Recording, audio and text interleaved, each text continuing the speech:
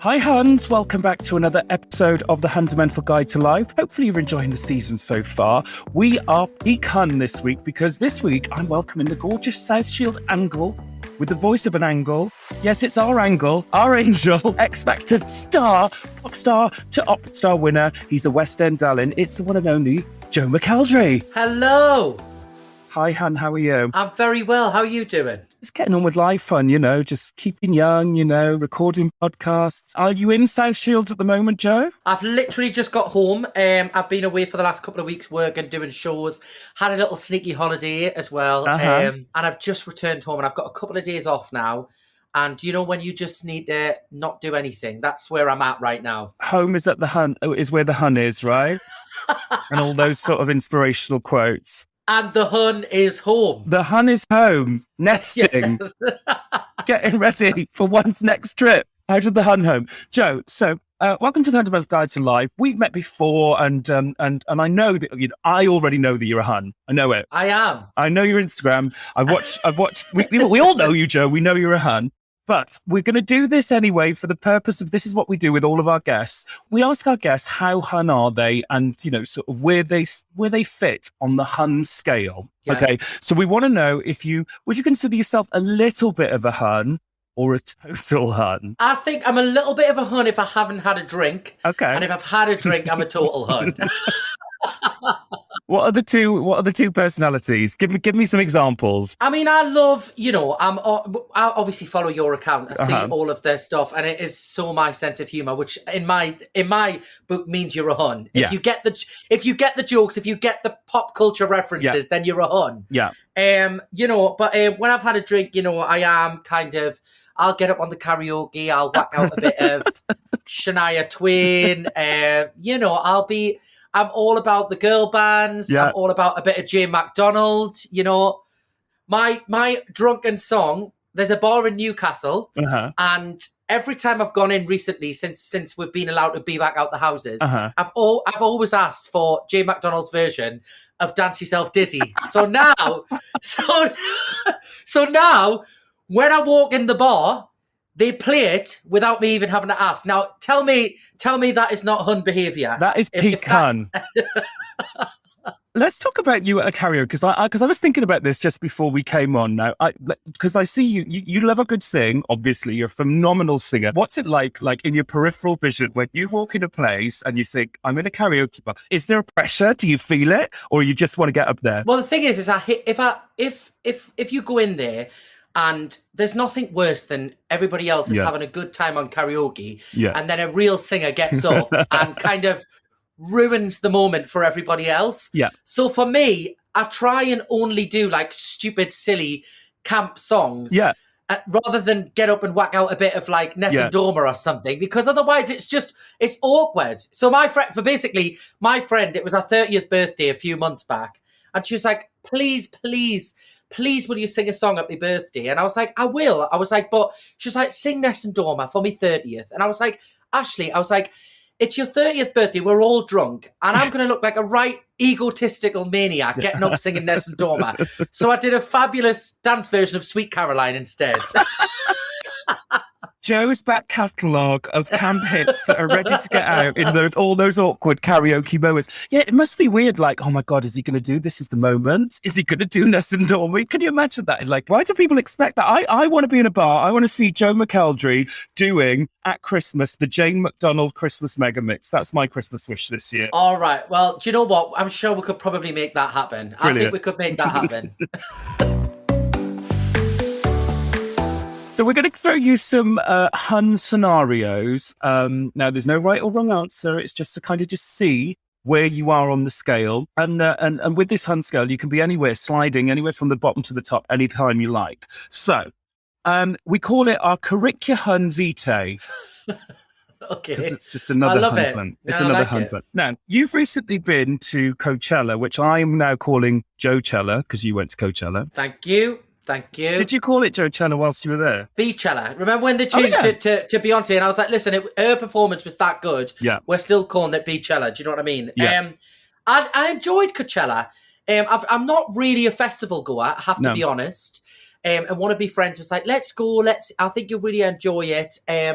And I did enjoy it, but it's a very different vibe to Yeah. the festivals in England, shall we say? Yeah. So it's no party in the park. No, it's not. It's no V Festival. Not B Festival, Girls Aloud in Chelmsford back in the day. Exactly. Which was an iconic performance. Which was, yeah. Well, so what was it like? Is it full of posers there? Because that's all I see. You know, not calling you a poser, Joe, because I'm sure that you were posing up a storm over there, but full of like ASOS models, pretty little things, all like that. Is that what it's like? It was very much the kind of the festival for influencers, you know, which is not, you know, it like I go to a festival to have a great time. Yeah. For me, it was like a lot. I was watching a lot of people taking photos, pretending they were having a really good time, and then standing there as if they weren't.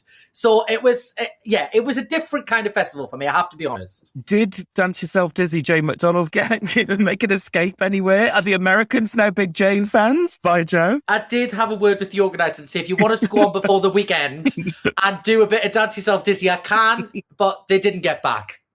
Backing tracks are in the car, mini disc, a sequin dress and a boa is in the car. I am ready to go whenever. And a fabulous big bouncy blow dry wig. Big bouncy blow that gets bigger and bigger and bigger and bigger and bigger throughout the day. Because can you imagine a big bouncy blow in that heat, in that Nevada heat? God, yeah, God. Trevor Sorby would have a field day. It would be covered in dust. That was the other thing. It's very dusty in Coachella. There's a lot of dust. And the second day, there was like this big dust storm that came in. And I was like, do you know what?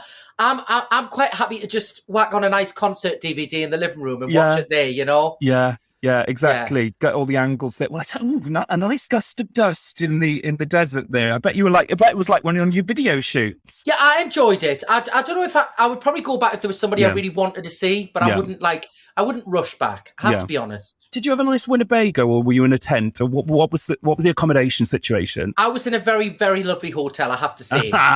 Yes. So we went in you can camp, but it's like 30 odd degrees there in the desert. I thought, I'm not staying in a tent in the middle of that heat. Nah. But it's just one of them things, isn't it? I think you either love a festival or you don't. Yeah. They're great. I have to say, they're great to perform at when you've got a lovely backstage area and a dressing room, and, you know, you get the kind of experience the vibe for 40 minutes and then you can go home. That's what I like. Yeah. Brilliant. Are you doing, what have you got festivals in this? Are you going to Mighty Hoopla? I can't go this year, which I'm really upset about. I'm working this year. I've got a show that day. Because it's Jubilee weekend, isn't it? Yeah. So, honestly, I went last year, first time, loved it. Yeah. And this lineup this year is so good as well. No. And I was like, so I can't go. I'm furious. It's actually my 40th birthday on the day that the Sugar Babes have reformed. It's just like the stars aligning. And I love my Hoopla. I've been loads and loads of times. Think it's brilliant. I think the festival's great. And this year, as I say, it's a big milestone birthday for me. And I'd had this whole like thing planned and that, you know, to do with the Jubilee. And then they announced Mighty Hoopla. And then I was like, how can I get the gays to compete with my party or Mighty Hoopla and the Sugar Babe performance? So we're just doing the party there. Exactly. I mean, and you know what? You don't have to pay for the party then. Yeah. Do you know what I mean? Or the mess. You can pretend that the entertainment's come for you. Yeah. Yeah, exactly. Do you know what I mean? Exactly. And then steps on the night before, Lisa Scott Lee. Oh my God, it's going to be brilliant. It's going to be brilliant. Oh, that's so exciting. So, when you've just come in from the karaoke bar, absolutely singing the house down boobs, Jane McDonald, are you straight to the kebab shop on Walk of Shame home? Or are you like, nah? Absolutely. Absolutely. I mean, to be fair, by the time it gets to about midnight for me, I'm already thinking about what I'm going to be having on the way home. Yeah.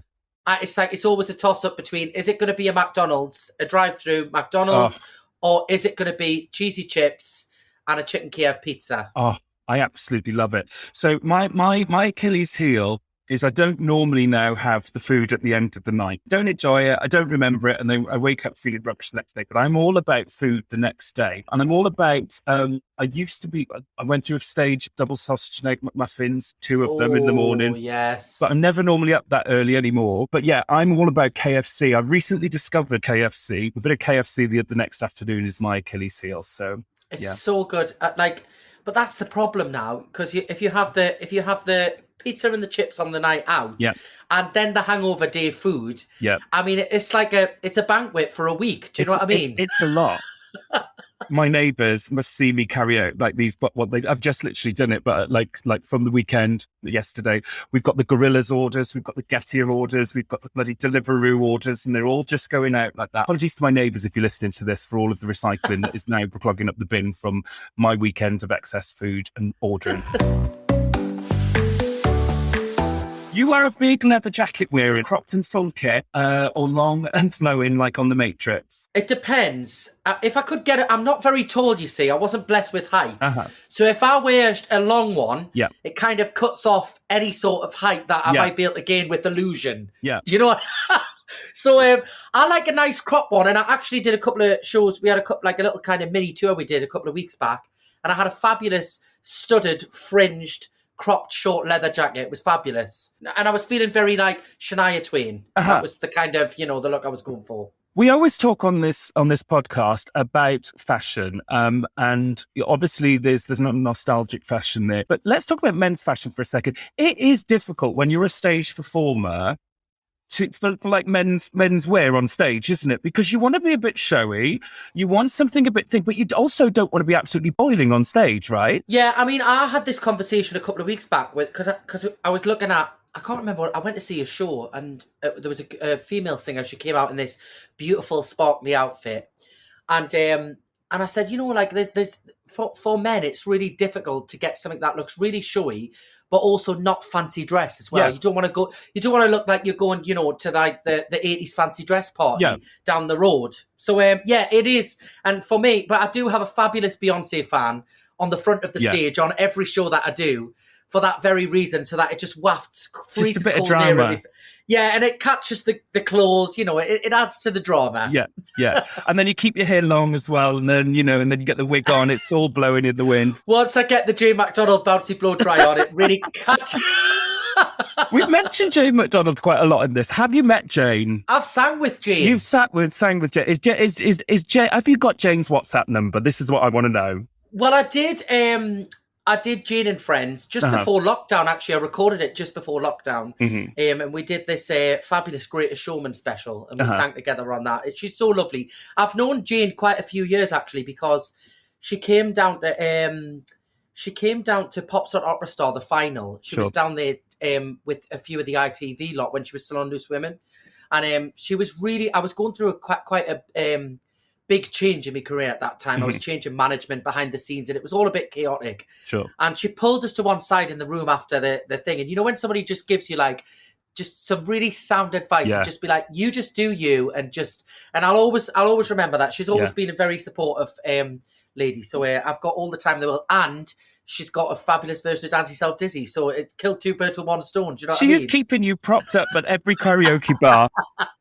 And you've got the same initials. Exactly. So you are channeling each other. I love it. I'm going to see we could do like the GM MC squared thing, like what Mariah did. There could be a dual tour there, just saying. It could be you and Jane doing Mariah songs. Can I just tell you, I am literally obsessed with the fact that Jane McDonald has just had a holiday to Faliraki and took a load of people there, like a week in Rhodes with Jane McDonald. That must be like mind-blowing. And also the episode of her recently that I've just caught on television in Barbados on holiday with Jane McDonald is pure iconic Hun behaviour. There's so many moments in that, and I'm like, this is perfect television. This is perfect television. Now, what I will say about Jane McDonald is that she's got like loyal fans. If you're a Jane McDonald fan, you're not just like tiny Jane McDonald. You are literally like balls deep Jane McDonald fan, and no one else is coming in.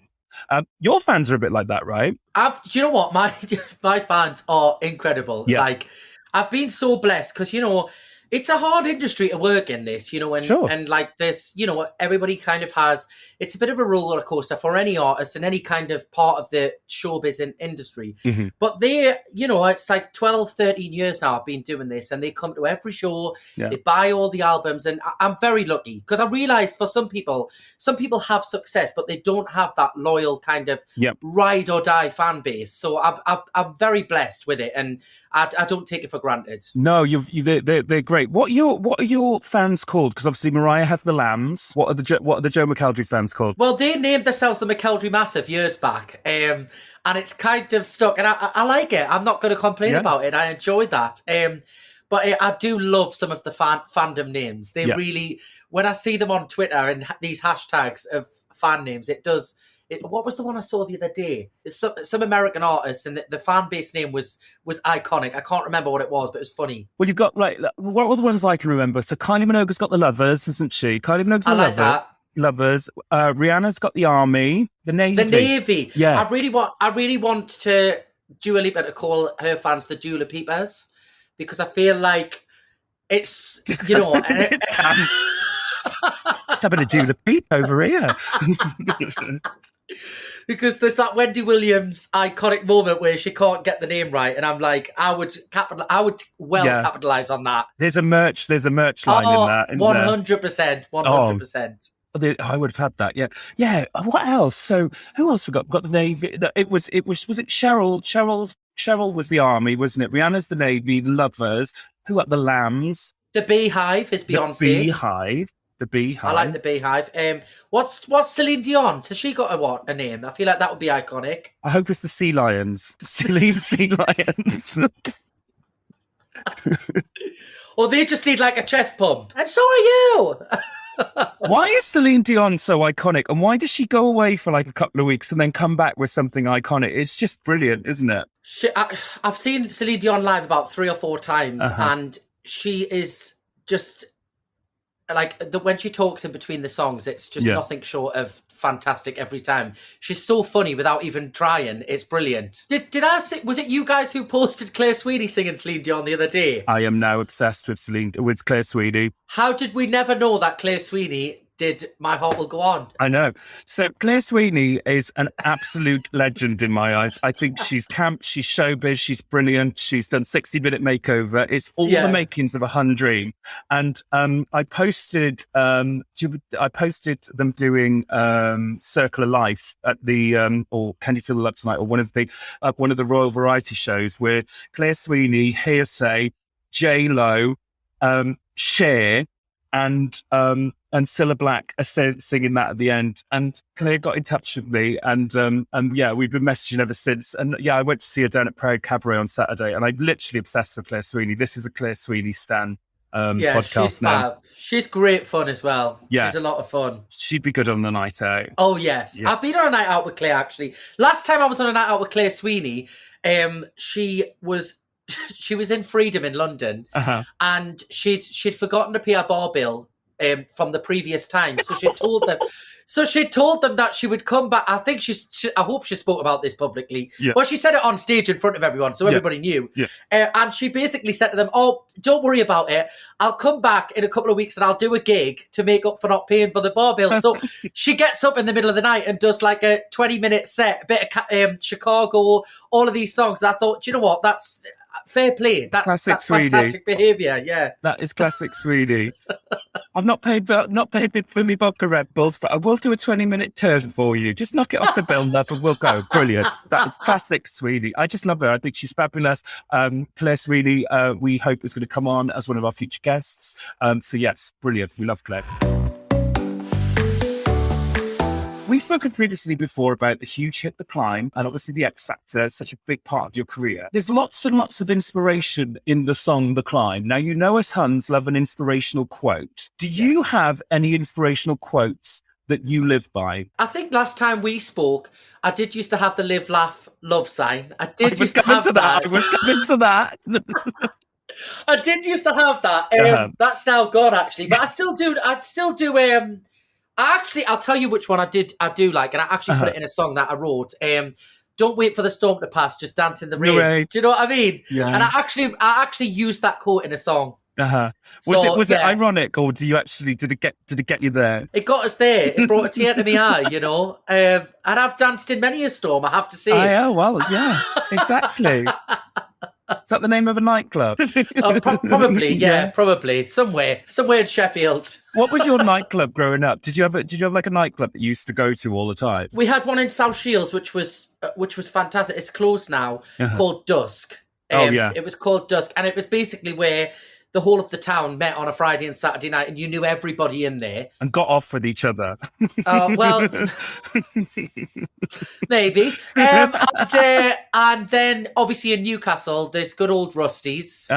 Powerhouse, the Bank Bar. There's a few bars up there that are kind of iconic to the northeast. But yeah, I mean, it's funny, isn't it? Because like a lot of places have now changed after lockdown. We've you go out now and like everywhere, you're like, oh my God, where's this bar gone? Where's that gone? It's crazy. Since like lockdown happened, I used to be like, oh, yeah, I loved like going out late night. I never used to leave the house by 11 until like 11 o'clock going out. And now literally I am like out at 5 o'clock and home by 10 o'clock. That curfew time has literally just changed it all for me. And I got used to a fabulous like garden party. I got used to when the weather's nice. I thought I'd much rather just sit in the garden with the fire with a load of friends than getting and also I turned 30 in lockdown last year. The hangovers now are not the one.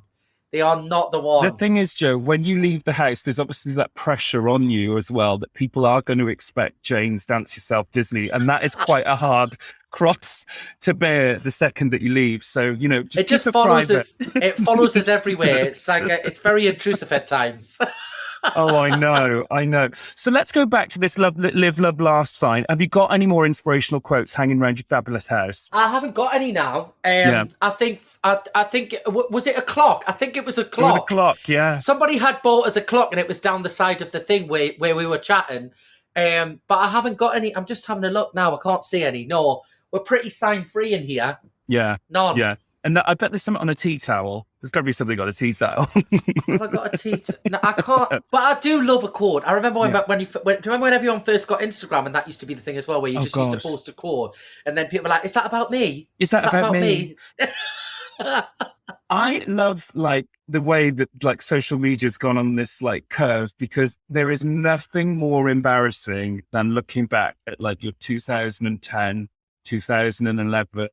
2008, even up to 2016 Facebook statuses for a good cringe fest. My friend sent me a text message about 2 weeks ago of a screenshot of his of his Facebook timeline from 2009, and all it was is, we got to fight for this love. And I was like, do you know what? I was like, that was it. That was what we were saying then. Do you know what I mean? Yeah. Yeah, I mean, I just love the way that how we were so candid previously, just about everything that's going on. Gareth is bored, and what or Gareth had a lovely day at the shops today, and who gives a shit? I know. And it was always like, Gareth is, and now it's just a status now, isn't it? Yeah. God, there was some really, really, really questionable statuses, which do not reflect the person that I am today. I hope. The same friend sent one. I'm just thinking of another one he sent. It's just off the top of my head, which is another one. If anyone is near Whitley Bay, can you bring me a chicken pizza? And you're like, let me just finish Dance Yourself Dizzy and I'll be over it. But I was like, wow, okay, times have changed. Hold up, we'll be back with our Gucci guest right after this. Thank you for supporting Hunsnet on Instagram and loyally listening to this podcast, The Fundamental Guide to Life. Now, the Instagram and the podcast will always be totally free to you, babes, and you will never have to dip into that prosexy pot to carry on consuming the Hunsnet content that you enjoy. But we know that some of you would love more content, and to facilitate this, you can now go behind the Kurt Hun and support Hunsnet on Patreon. For as little as the cost of your morning cup of coffee, you can get exclusive access to so much more Hunsnet content, exclusive discounts, offers, and even get the podcast in video form and ad-free. Get involved now, babes. www.patreon.com/Hunsnet. Hun supporting Huns, honey. Right, let's talk about some of the Hun products that you might have in your life. Have you got any questionable glassware? Well, I've got a big glass cabinet there. I've actually got, I've got two like gold goblets, and I don't know where they're from, but I actually gave it to a friend the other day, and they were like, "Is this from the Joseph tour?" Is this official merch from the Joseph tour? And I was like, no, I don't know where they're like gold goblet things. And then I've got a couple of, I get like quite a lot of, which are beautiful, but I'm always frightened to drink out of them. I get quite a lot of like, when you finish tours and like gifts that are sent to stage doors, people always get like lovely engraved glasses with like things. So I've got all them in there. but it's always a risk because then you give it to somebody and then it smashes. So I try and keep them all in one place. And they're very, very cruel mistresses when it comes to a dishwasher as well. The next day, I have had many a glittery glass ruined by a dishwasher. Exactly. So, but I do believe that it's a nice drink is 50% the glass, based on having a nice glass. There is a venue in London which is quite expensive and quite, sort of well known. And I'm not going to name it. But they know who they are. And they served me wine in what can only be described as the Newport Social Club glass. You know, those little... and it's literally ruined my whole experience and I won't be back ever. How do you feel about like wine in a beaker cup? You know, like a pint of wine. Well, like, like one of them, like there's this new trend now, isn't it, where they put wine in like almost like a whiskey glass. And I'm like, I've been to a few bars they've done that, and I'm like, I like a nice rosé in a big glass. Do you know what I mean? Yeah. I mean, I'll go honest with you. Like, it's definitely a glass. When you said beaker, because I was thinking plastic. Not plastic, is it? Yeah, maybe it's not the right word. I'm trying to think like, like a short glass. Yeah, but it's But there's this whole thing about canned wine as well now. Unfortunately, like canned wine like blew up over lockdown, but now nobody wants to drink wine out of a can. I don't know. Canned wine. Maybe at Mighty Hoopla for your birthday. Yeah, you'll be like, get the canned wine out. It'll be get him out. He's drunk. That's what it will be. No. It's a 2-day affair for Mighty Hoopla, and I'm literally like having words with myself going, do not lose your shit on the Friday because you've got the Saturday to do. But it's steps. It is going to be steps. It is going to be steps. Lisa's going to be there. H is going to be there. Bailey. It's going to be wild. Claire. Yeah, they're all fab. Yeah, they're brilliant. They're going to be great. Let's talk about what you're up to at the moment. So you've been out on lots and lots of tours and things like that pre-lockdown, but then lockdown hit and you were you turned your front room into like a studio space and you were doing gigs every week. It was fab. Yeah, it was. And you know what? It actually like saved me through lockdown because I think like everybody else, in my side of work, you spend so much time like on the road and on that treadmill of like being here, there and everywhere. To just stop was like a really like, oh my God, like what do I do with myself here? Like this is just not normal territory for me. Sure. So we did the shows. That was brilliant. And then we went straight back out on the road in September when everything opened up. But it was a bit... I mean, it was a challenge, I have to say. It was, some venues were still socially distanced, some, but I was like, we have to start from somewhere. Sure. Otherwise, if nobody goes back on the road, we're never going to get back to normal. But then we've just done a run of shows last week. We did about 6 or 7 shows, which was brilliant. And for me, it was the first time it was like, oh my God, take a breath. Like, this is back to normal now. The audiences were fantastic. And then I'm doing festivals and prides all through the summer, which is going to be great. And then we head straight back out on the road in October to do the George Michael Celebration Freedom Tour. So I'm really looking forward to that. That's going to be kind of the big tour for me of this year. And we're playing some fantastic venues. And obviously to be asked to celebrate that kind of music is... I'm nervous. I am nervous. But you could do we know you can do it, Joe. You did it, Joe. But I think with somebody like that, where they're so iconic, you don't want to ruin their music for anyone, So it's and I'm not trying to be him. It's not a tribute show. It's just me celebrating his music. So I think it's going to be great. I'm really looking forward to it. Yeah, I think it's great.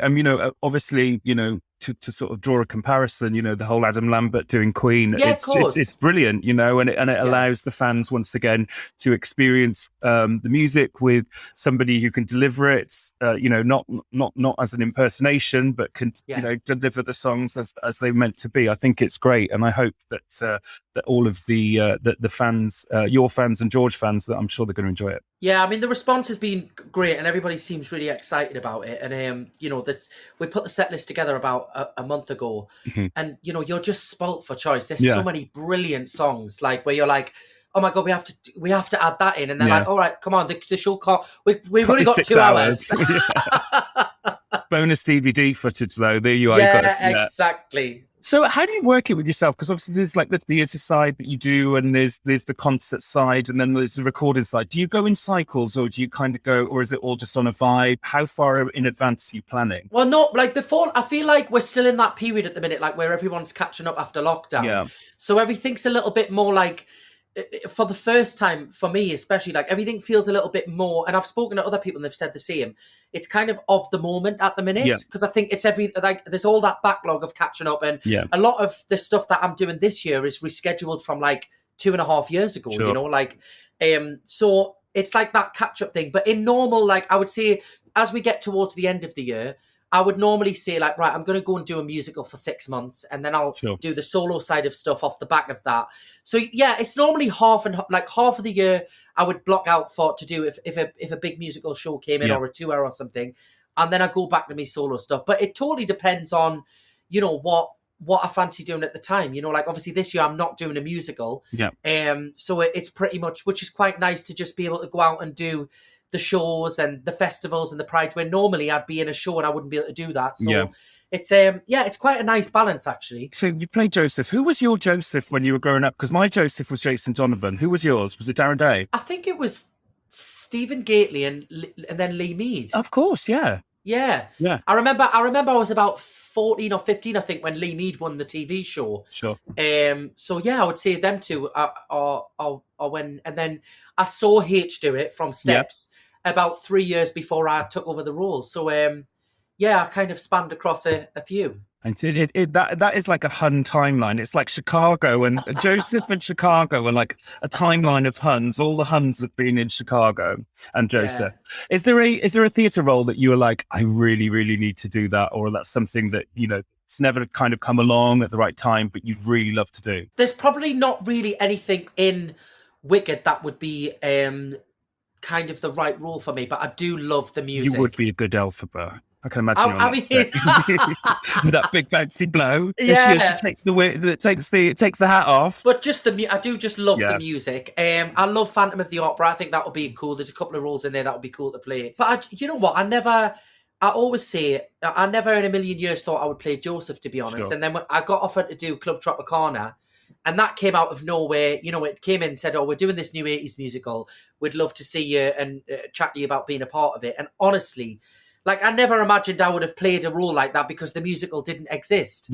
And then we had the best 7 months doing that show. Honestly, if I could do that again, because it was just such a feel-good show, and it was funny, and the role I was playing was a comedy role, which I'd never done before. So I always say, you know, there's always something around the corner that you don't know exists. Yeah, you don't know who's producing something. Yeah, and it's better sometimes if it just falls in your lap by the off chance, you know. There are some great shows, and I actually think some of those, you know, sort of review shows from like 70s, 80s, and even 90s and noughties, everything, they're fabulous, because they're songs that you've forgotten about and have been arranged in a different time, and you get to see, you know, all of the stars from back in the day performing in them as well. It's amazing. Yeah, I think the industry's changing over the last couple of years, and people are, you know, like, there's lots of different kinds of shows now and different concerts and things like this. And then you've got all this like new thing of people, like what we're saying about the Jane and Joe thing. But you've got loads of people teaming up for double duet things, and that's really different. People never used to do that. It's cool. If the Jane and Joe thing happens, I am going to want a slice of the ticket sales here, Joe and Jane. I mean, I've not spoken to Jane, but you need to pass on to Jane that if this thing happens, this was born on this podcast. It's written, recorded. We'll crack the merch deal with you. Don't worry. We'll do a merch deal. We'll do an exclusive merch deal. Now, you're a big star of music and musicals, and the one thing that we do here on the Fundamental Guide to Life is we ask our guests 3 tracks that will then be added to the Hunsnet playlist. Oh, the tracks that make you live, love, and laugh. Picture the scene. You're putting on the leather jacket and heading on for a night out. For Jane, don't yourself dizzy. What is the track that's going to get you G'd up, ready to go out of the door? I'm going to go for Pretty Green Eyes. Ultra beat. That gets you ready for a night out. Oh, God, yeah. Oh, God. But it's only 2 minutes long, I remember. I think it's about 2 minutes 32. Oh, really? Or do you go for the club mix? I bet you go for the club mix. I heard it the other... They were playing it when I was on holiday last week. They played it in a bar, and I was like, this is a tune. Yeah. Do you know what? There's certain songs that can make people go from naught to feral, and I'm convinced that is one of them. Absolutely. I mean, like, I think you hear songs and it takes you back to, like, I remember, that takes me right back to, like, 14, 15. Yeah. When you were like, oh, I wonder if we can see if anyone can get a bottle of vodka from the shop. What was your alco pop? What was your alco pop when you were hanging around outside the shops? So was it an alco pop? Was it a bottle of vodka? What was it? I always went for a bottle of Lambrini. Not that I condone underage drinking, but it was always a Lambrini or a Bella Brusco. A Bella Brusco. So when I worked at Pontins, there used to be like, I used to work at Pontins in the South for, in like 1999 or 2000 it was. And there used to be a bargain booth up the road. And there was even a tribute, like Aldi does like the tributes to the drinks now. Yeah. In bargain booth, there was a tribute to Lambrini, which was called Cassini. And yeah, that was my drink of choice. And yeah, I mean, I've got to be honest with you, I will need to give Lambrini a thing. I've not drunk the proper, the core brand Lambrini for a while, but I did have a cherry Lambrini recently and I actually enjoyed it. Was it nice? I loved it. I actually can't remember what it tastes like. It tastes like regret. It does. But you know what? Though? I think the difference is that these days, like 20 years down the line, you're not slinging it down your bloody gob. You're like sipping it, enjoying the dough. Yeah, like, because you had like a 2-hour window before you had to go home. 2-hour window before you go home. And half an hour of that you needed to sober up before you went. Yeah. It's crazy. But it's so funny. It's like I remember like back in the day, like binge drinking, obviously I'm not condoning it and everything, but what is it? I do teenagers of today, I don't think they drink like we used to drink back in the day. I don't think they do. Yeah. I think they're into their fitness and this, that, and the other. You don't see people hanging around. I've never been asked to get a bottle of Frosty Jack for anybody. Me neither. Frosty Jack as well. Got to remember that as well. Oh, what was the other one? White Lightning, Mad Dog 2020. But did you know, not many people know this either, going back to Lambrini, but Lambrini is actually not a wine. Oh, what is it? It's a sparkling perry. It's basically a cider. Wow. Yeah. I never knew that. Well, there you are. I like that. That sounds nicer. I'm just saying a sparkling perry. Right. Okay. Lovely. So we got your live track there. Pretty Green Eyes. Love it. Next one is your love track. Now, this doesn't necessarily mean you're like putting it on to get jiggy or anything like that, but it can get you in the mood for love. You might have the Yankee Candles on. You might have a nice bottle of wine, chilled.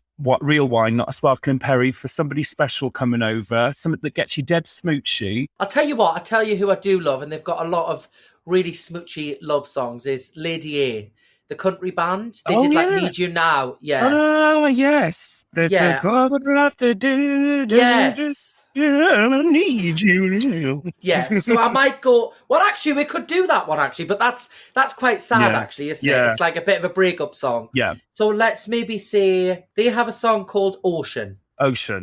That's quite romantic and quite dramatic and love songy. So Lady A, Ocean, I'll go with. Lady A, Ocean, we'll sling that on as well. And finally, something that makes you laugh or something that reminds you of a time when you were like with your friends having like the best laugh. I'll tell you what song came on the other day that reminded us of just being on nights out constantly, is that Flow Rider, Wild One. Hey, I heard you were a wild one. That was at the time where I think that was around about like 2012, 2013, I think. And I always remember there used to be like all these mashups of all of these songs, and that like Flow Rider would like weave himself into like any of those tracks. Pitbull, Mr. Worldwide. Literally. Yeah, he was on everything. So yeah, I'll see Wild One because that reminds us of a good time. Yeah, brilliant. Sean Paul is like Flow Rider. Will literally keep coming back. Have you got a favourite Sean Paul song? What's that? Jig the thing. That's it. Yeah, that's the one. Get busy. Did he do one? He did one with Did he do one with Rihanna as well? Did he do Ponder Replay? Was that him? Or was it Break It Off? Break it off, boy. I think it's Break It Off. But Sean Paul did Baby Boy. I love the fact that Sean Paul's done Baby Boy with Beyonce and What About Us by the Saturdays. I mean, the contrast. He's international. Yeah, he's not. He is the real Mr. Worldwide, actually. Pitbull, Sean Paul. I've said this before on the page. Is like catnip to people. It's like Sean Paul plays and people just go feral. I love it. Sean Paul, if you want to come on the podcast, we're here for you. Yeah. The final thing that we do with all of our guests, Joe, is that we ask all of our guests to conduct their ultimate hun into the Hunsnet Fundamental Guide to Life Royal Hun Babe. can be for any reason whatsoever. Right. But they will be crowned this week's Royal Hunness as crowned by you, Joe McElderry. Do you know what? Because of the conversation that we've just had, yeah, and I think I'm going to give it to Claire Sweeney. Claire Sweeney is this week's Royal Hunness. I think she deserves it because she camps it up, she gives it, and she's a true Hun. I love it. She's a true Hun. She camps it up. She doesn't pay a bill in freedom, but she will pay. She will sing for a vodka Red Bull. No, this is. I need to like cross-reference this story with Claire before we actually. This is not an official accusation of Claire not paying for a drink. I do like a bit of freedom though as well. I do like a bit of freedom on a Wednesday night. It's so good. So good. Love it. So Claire Sweeney, congratulations. You have been inducted into the Royal Hun Hall of Fame by Joe McElderry. All hail. Round of applause. Claire Sweeney. So Joe, it's the start of summer. What is on the agenda now? I know you've got all these things, but what's in the immediate thing? What are you up to next? I have some concerts and gigs coming up in the next couple of weeks. I am going to try and get on another summer holiday. How many holidays have you been on this year, Joe? So I've just had the third holiday. What? I love it. The back end of the year gets really busy for me, and then I'll have absolutely no time. Yeah. So I've kind of had to pre-plan having a life now, and then knowing that come the middle of summer, that's like I've got no time off. So I thought I may as well get the holidays in now.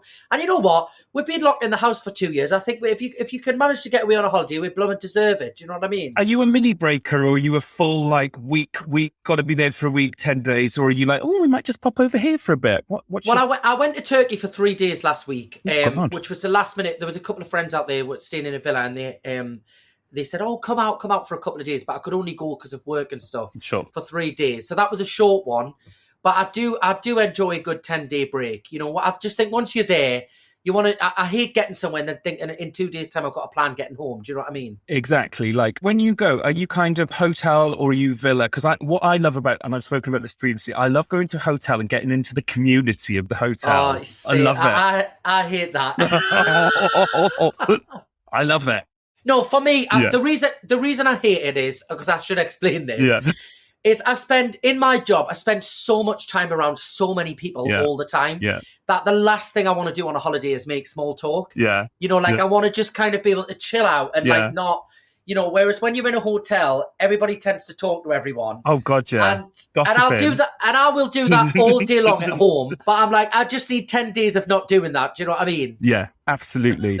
No, I love it. I don't like contribute that much. Well, maybe, but I do like looking who's going. Oh, she's late down to the pool today. Oh, I do love people watching though. That is the one good thing about it. And like, what I love as well is getting up early. If I ever am in a hotel like that, is I love getting up and watching people fight for the sunbeds. It's my favourite thing in the world. Like how stressed people get over a sunbed. It was really sunny on Saturday, and I said to my boyfriend, we're going to go to this pool. And he's like, well, what time have we got to be there? I said, well, it's going to be boiling hot. We're going to have to be there at 9 o'clock because you won't get to bed. And he's like, well, I'm not getting up at 9 o'clock on a Saturday morning earlier than I would do. Like, you know, I'm having to lie in. And I was like, but you won't get a bed. And he's like, well, we will get a bed. We turned up there at 10:15, no bed anywhere. So I am full German on an all-inclusive holiday. Be there at 8 o'clock, sit there and enjoy that bed. Oh, I know. It's intense though, isn't it? It's like you can see people standing with the queue with the towels. And it gives me anxiety. I'm like, oh, God. Get your own little villa and leave them to it. Leave them up the road.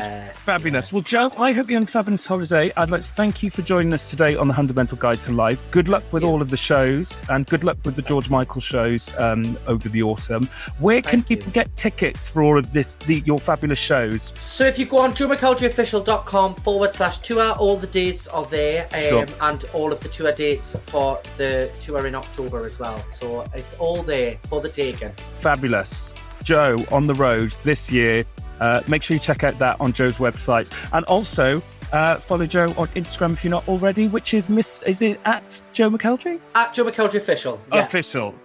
Are there any unofficials going out? Have you got any tributes? No, but you always, what always annoys me is you can't get your own name on blooming Instagram. So you have to put official on the end. You can't. But you are the official Joe McElderry. Official Joe McElderry. Thank you for joining us on the Hunsnet podcast. And good luck with the shows this year. Thank you. Thanks for having us. Well, that's it. Another episode of the Fundamental Guide to Life.